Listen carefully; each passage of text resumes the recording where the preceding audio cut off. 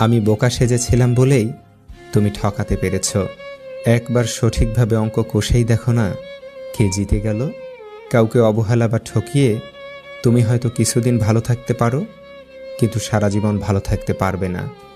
জীবনের এমন একটা পর্যায়ে এসে দেখবে, সকলকে অবহেলা এবং ঠকাতে ঠকাতে তুমি নিজে একদিন এমনভাবে ঠকে এবং অবহেলিত হয়ে বসে আছো, সেদিন দেখবে তোমাকে সহানুভূতি দেওয়ার মতো একটা মানুষ তোমার পাশে নেই।